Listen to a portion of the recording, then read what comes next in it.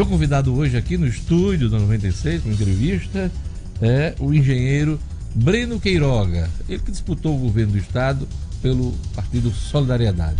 Foi o quarto mais votado. A votação dele, inclusive, juntamente com a de Robson e os demais, a votação dele garantiu de vez o segundo turno da eleição deste ano. Bom dia, Breno. Bom dia, Diógenes. Bom dia a todos os ouvintes da 96 FM, do jornal. Prazer enorme estar aqui, né? Aproveitar logo o início do programa para agradecer a votação espetacular que nós tivemos, mais de 106 mil votos no estado do Rio Grande do Norte. Você estava falando aí, Diógenes, nós ganhamos para o governador do estado em 38 cidades, inclusive em Natal, em Parnamirim, em Mossoró.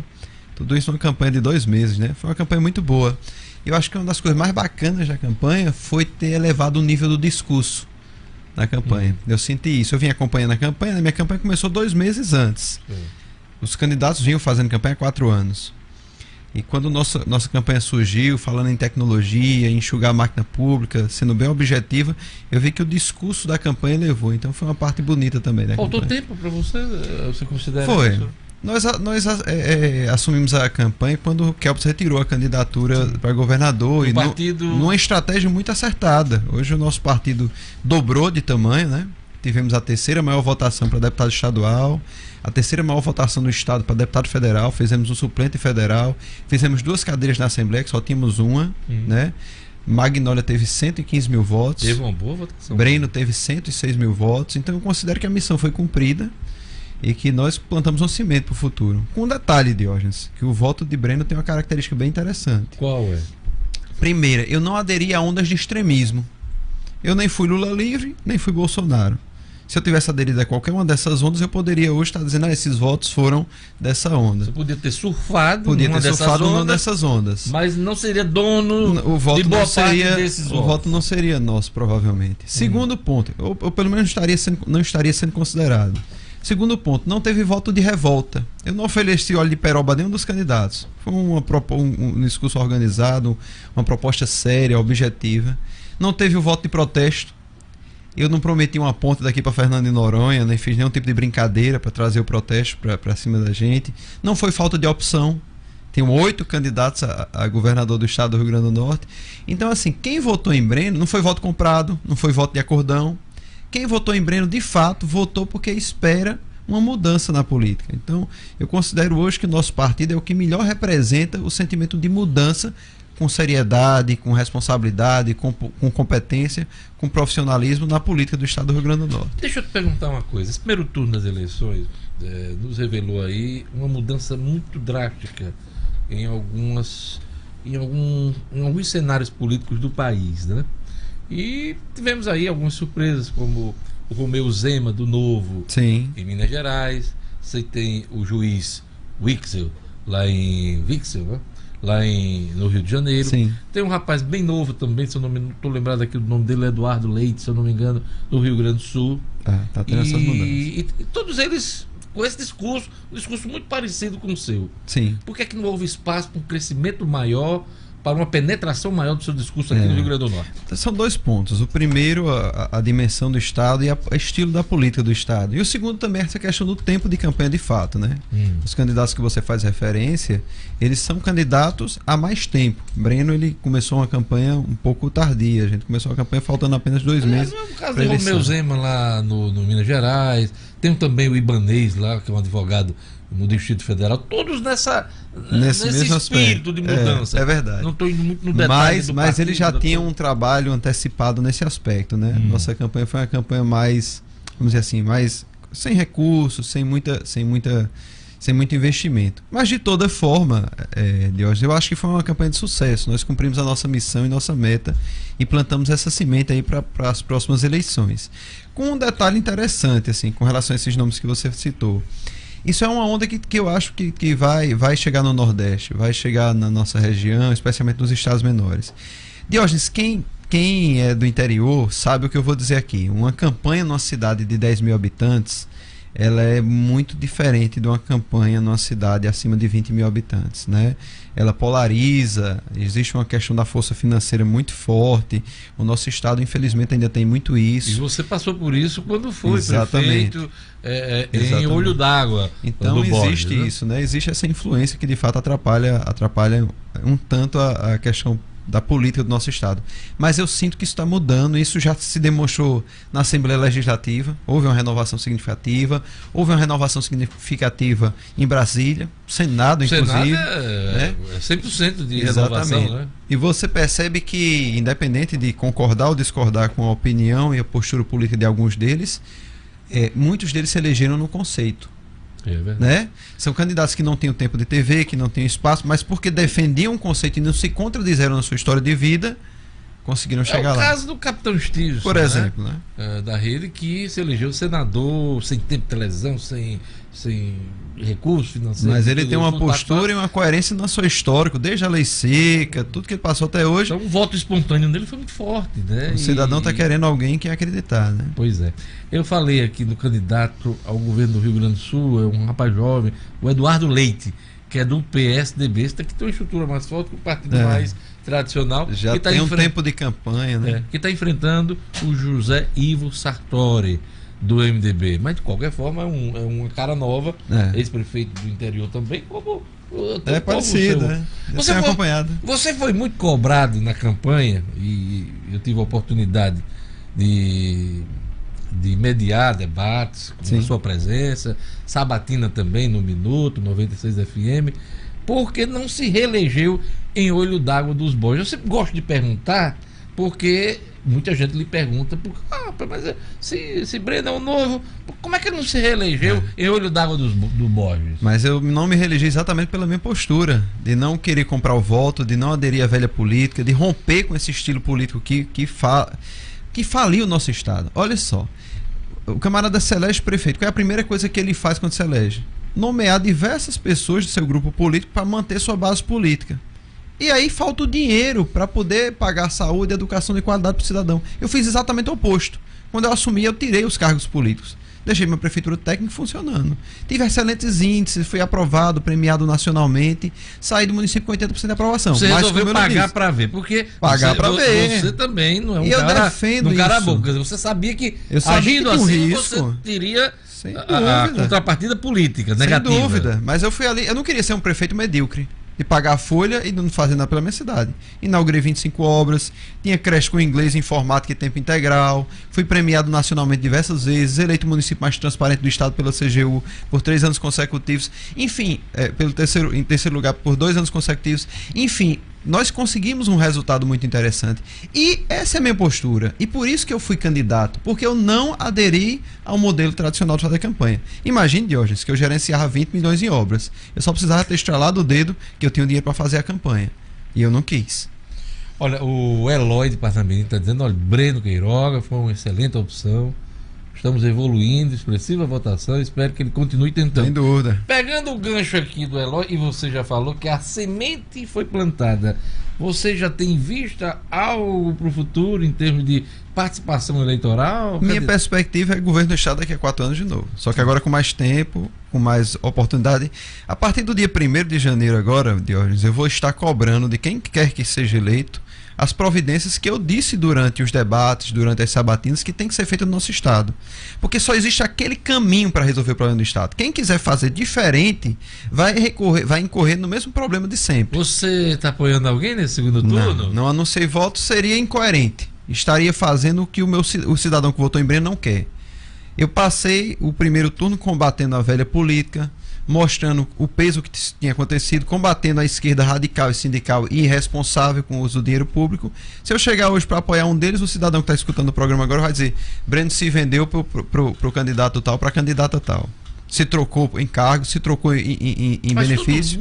Todo político que participa de uma eleição não passa no primeiro turno, se vende no segundo turno, Breno? Não é generalizar? Eu não estou generalizando, mas normalmente hoje em dia quem anuncia o voto já está entrando nesse ritmo. Se eu tivesse alguma segurança, se eu olhasse para algum dos candidatos e sentisse firmeza, eu faria isso.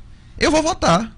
Inclusive eu digo ao cidadão que está em casa, vá votar. Escolha o candidato menos ruim e não deixe de votar. Escolha a candidata ou o candidato menos ruim, não deixe de votar. Eu vou votar. Ruim. Agora eu não vou chegar hoje e anunciar o voto a um candidato ou uma candidata, que o cidadão que votou em mim vai se espelhar nisso. Pode ser que ele diga, tá, é isso, rapaz, votei em Breno porque ele estava combatendo essa turma e ele agora está apoiando. Mas enfim, por mais que o cidadão compreenda que você tem que escolher um, quando chegar lá que o candidato ou a candidata começar a cometer os erros que eles vão cometer, você conhece pelas alianças que eles estão fazendo. Aí o Estado vai piorar. E aí o cidadão vai dizer, rapaz, eu votei porque Breno disse que votasse nessa pessoa e tá aí a desgraça que aconteceu. Ou seja, seu partido vai fazer oposição para quem for eleito. Exatamente. No próximo domingo. Exatamente. Agora, se o candidato ou a candidata começar a acertar, implementar as mudanças, fazer os cortes que tem que ser feito na máquina pública, modernizar a máquina pública, fazer uma política séria de recursos humanos nesse Estado, tirar a velha política do poder, botar a turma boa, competente e técnica para trabalhar, aí a gente vai apoiar. Por que a gente vai ser contra isso? Essa postura pode mudar dependendo das ações. Agora, infelizmente, Diógenes, você não acredita? Não acredito. São 30 anos que eles fazem a mesma coisa. São 30 anos que eles construíram esse problema juntos. Como é que agora eles vão corrigir? Por isso que eu fui candidato, para dar uma alternativa ao cidadão nessa mudança. E, assim, acho que a missão foi cumprida e que agora o Rio Grande do Norte já conhece a candidatura de Breno, já conhece o Solidariedade. A gente vai fazer essa construção agora bem alicerçada para daqui a 4 anos a gente chegar forte lá. Olha, Breno Queiroga, votei em você com muito orgulho. Angicos teve muitos votos. Para Breno Queiroga, Luciano Santos. Só está entrando em contato quem votou em Breno Queiroga. É porque todo mundo votou. Ô Breno, bom. Me diga uma coisa. Como você imagina o início do ano no estado do Rio Grande do Norte, depois, claro, passada a eleição, novo governo? Eu pergunto isso porque a gente vive uma crise fiscal muito forte, atrás de folha de servidores, com, enfim, uma instabilidade na questão da segurança pública. Como é que você imagina o Rio Grande do Norte em 2019? Eu acho que 2019 vai ser um ano muito difícil para o estado, independente até da postura do governador. Ou governadora, desculpa. Porque quem assumir tem que tomar algumas providências muito duras de fato. Tem que entregar diversos prédios públicos que estão alugados, tem que cortar diversas terceirizações indevidas que tem lá, diversos contratos temporários, tem que enxugar, tem que reduzir o número de secretarias no estado, tem que meter a caneta. O governador que assumir, ele tem que meter a caneta com vontade. Eu tinha muita vontade de meter porque eu sou pagador de imposto. Eu ia descontar a raiva que esse povo me fez esses anos todinho que eu pago imposto na minha vida. Eles pegando dinheiro. Não é vingança, né? Não é vingança. Mas se você não organizar isso, continua a mesma coisa. O cidadão pagando imposto, suando, deixando de sustentar sua família, deixando de levar esse dinheiro para melhorar a qualidade do seu filho, da vida do seu filho, da sua família, para dar para um governador ou governadora que fica usando o dinheiro para nomear cargo público em troca de voto, para comprar campanha em troca de voto. Essa brincadeira foi quem quebrou o nosso estado. E tem mais, com incompetência também. Porque nem essa parte de modernizar a máquina pública do estado foi feita. Os outros estados se desenvolveram, evoluíram, reduziram a criminalidade, melhoraram a gestão do dinheiro público, e o Rio Grande do Norte continua na era do papel. Então, assim, essa providência tem que ser tomada. E, pelo que eu conheço os dois candidatos que estão hoje no segundo turno, eu não vejo essa providência neles.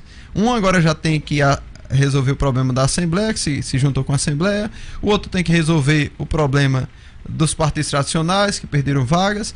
E vai ter que acomodar essa turma e vai ficar, infelizmente, a mesma coisa. É a visão que eu tenho. Espero que não seja assim. Espero que quem quer que ganhe, quando assumir, meta a caneta e organize a máquina pública do estado, seja firme e forte e resolva o problema do estado do Rio Grande do Norte. Nós vamos estar lá, firmes e fortes, fiscalizando, cobrando. Inclusive, a partir de agora já. Estou esperando só passar a campanha de hoje agora, para já começar a fazer algumas cobranças da transição do estado, né? Algumas atitudes que estão sendo tomadas pelo governador que vão gerar problemas muito sérios para o próximo governador, que tem que ser chamado a atenção. Questão de recolhimento de INSS, de previdência, diversas providências que não estão sendo tomadas, que eu acho que vai piorar mais ainda a situação do estado. Você recebeu o documento da Federação das Indústrias, o Mais RN, sim, atualizado. Muito bom. E ontem eu entrevistei aqui o presidente da Federação das Indústrias, o empresário Amaro Salles, e ele me falava que foram várias ações durante a eleição. A pesquisa eleitoral, teve a questão de ouvir todos os candidatos da presidência, governo do Estado, a entrega do Mais RN atualizado, e ele sinalizava com a criação de um observatório por parte dos empresários para acompanhar as ações do futuro governo. Esse tipo de iniciativa conta com o apoio do Solidariedade? Sem dúvida, isso é fundamental. A Fierne tem essa pauta muito bonita. Se você for no CREA, tem uma pauta excelente. Se você for nas cooperativas, tem outra pauta muito bacana. Se você for no FIS, ele esteve aqui ontem e eu achei muito interessante essa questão do observatório para acompanhar as ações do futuro governo. Quando você vai na questão do Sindicato dos Auditores Fiscais do Estado, eles têm as providências que têm que ser tomadas para melhorar a arrecadação do Estado. A DEPOL também entregou um documento. A DEPOL tem um documento espetacular. Enfim. E a delegada Paola Maués entregou um documento muito consistente para vocês também, né? O mais bacana da história do Rio Grande do Norte que eu percebi durante a campanha é que a solução para os problemas do Rio Grande do Norte estão no Rio Grande do Norte e já vem sendo cobrada dos governadores de outras campanhas. Só que os governadores insistem em usar o dinheiro público para esse fim. Nomear cargos políticos para manter base política e juntar dinheiro para comprar campanha. E isso foi o que destruiu o nosso Estado e é exatamente o que Breno Queiroga e o Solidariedade combate nesse momento. E vamos ser fortes e atuantes nesse sentido. Outra mensagem aqui do nosso ouvinte, Manuel Neto. Acredito que Breno poderia muito bem ser um secretário do futuro governo. Olha aí, Breno. Estão querendo arranjar uma vaga para você do futuro governo. E desenvolver um papel maior no Rio Grande do Norte. A hora é essa de escolher um lado, ganhar a visibilidade maior do Estado. Aqui ele diz que vota num dos candidatos, mas em Breno, um nome muito bom no futuro e sem apoio, não acredito no êxito. A pressão é grande para anunciar o nome, né? Tem muita ele gente... cita até o candidato, mas vamos deixar essa parte aqui, mas ele acha que você deveria ter tomado, deveria ter escolhido um lado. Mas né? Como é o nome dele? Manuel Neto. Obrigado, Manuel. Muito obrigado. O que eu quero dizer sobre isso é o seguinte, só para reforçar. A questão do conceito dentro da política tem um peso muito importante nos dias de hoje. A gente acabou de falar da vitória de Stevenson. Stevenson ele tem um conceito firmado. Honestidade, lei seca, postura, coerência, discurso. Ele não tinha tempo de TV, ele não tinha dinheiro e ele ganhou uma campanha para o Senado. Porque ele tinha postura e conceito. Se eu hoje chegar e disser que A ou B são bons, eu vou estar exatamente desconstruindo o que eu disse no meu primeiro turno, onde eu defendi, eu demonstrei as soluções e mostrei porque estava dando errado, que ambos os candidatos que estavam se propondo a resolver o problema não tinham agido dessa maneira quando foram gestores e políticos. E eu acho que se eu anunciar agora um voto, eu vou estar sendo incoerente com quem votou em Breno, com quem confiou em Breno, mas eu estou dizendo o seguinte, Manuel, não deixe de votar. Vote, escolha o candidato que você achar menos ruim, a candidata que você achar menos ruim. Eu já sei o candidato Manel. e vá lá votar, porque é importante demais votar. Inclusive, e quem é o menos ruim pra você? Aí eu não vou anunciar, não, que aí você me complica. Advogado querendo. quase casca de banana pra ver se ele cai. Mas deixa eu dizer uma coisa importante para finalizar, Diógenes, essa parte. Uma coisa que eu fiquei muito triste na campanha, muito preocupado, foi o total desinteresse do cidadão e da cidadã pela política. Total desinteresse.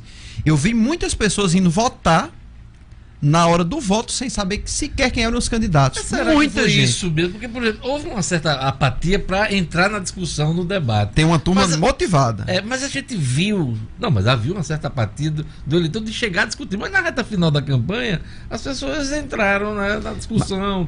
Tem uma turma motivada envolvida na campanha. Especialmente os que estavam na onda do radicalismo, na campanha presidencial. Dos extremos. Mas o cidadão comum, o cidadão médio, eu não conto as quantidades de pessoas que na última semana de campanha não sabiam quem eram os candidatos a governo do Estado. Mas a abstenção chegou a quanto aqui no Rio Grande do Norte? Você tem um número? Não tenho o número exato agora não. Mas foi alto. Passou de 25, né? E eu vi muito isso, o cidadão indo votar sem saber quem eram os candidatos. E aí termina que vota num deputado que quando chegar em Brasília vai votar exatamente contra o que ele acredita. Vota num governador, não vê nem as opções que tem. Termina votando num governador que vai fazer tudo o que ele não quer, porque não se interessou pela política, né? Olha, parabéns, Breno, pela votação que você teve. Aqui é Hilton de Lagoa de Pedras. Foi muito boa a votação. Você falou em apoio estadual. Como é que está a sua posição, seu partido no plano nacional? Nosso partido... Tem lado lá? Não, o partido ele se posicionou em ficar neutro, né? E aqui a nível estadual, nosso partido liberou suas lideranças para votarem em quem quiserem. A abstenção atingiu 20% aqui no estado do Rio Grande do Norte. 20,3%. É o maior percentual desde 98. Maior percentual desde 98. Isso é o que não foram votar, mas eu tô falando dos que foram votar. A abstenção é de quem não vai votar. Quem não vai votar. Agora tem aquele que vai votar e ainda vota branco nulo, e nulo. Que não sabe nem quem vai votar. Mas você tem aí um percentual Esse desinteresse de você, cidadão, ele é quem faz o político corrupto se eleger. Porque o voto comprado vai para a urna. O voto comprado elege o político corrupto. Então, você que está desgostoso com a política, quando não vai votar, você está ajudando o político corrupto a se eleger com o voto comprado. No nacional, você vai votar em quem? No nacional, eu tenho uma postura de não apoiar os partidos de esquerda. Eu acho que o Brasil está precisando de uma mudança. E, assim, apesar de não concordar com diversas posturas, né, do candidato Bolsonaro, eu ainda estou avaliando isso, vou ser muito sincero. Mas eu acho que o Brasil está precisando de uma mudança. Mas, ou seja, você não vota no PT, não vota no Brasil, Fernando Haddad. O Brasil está precisando de uma mudança. Eu estou naquela história, ou branco ou Bolsonaro. É isso aí. Porque eu acho que o Brasil está precisando de uma mudança. O PT já passou muito tempo no governo e a forma como o PT entregou a economia do país foi desastrosa. Uma dívida de 4 trilhões de reais, muitos desempregados, muita corrupção. Eu acho que o Brasil precisa de uma mudança nesse sentido. É isso aí. Queria agradecer Breno Queiroga, foi candidato ao governo pelo Solidariedade, esse bate-papo, a gente analisando um pouco a eleição no primeiro turno no Rio Grande do Norte, fazendo projeções para o futuro, né?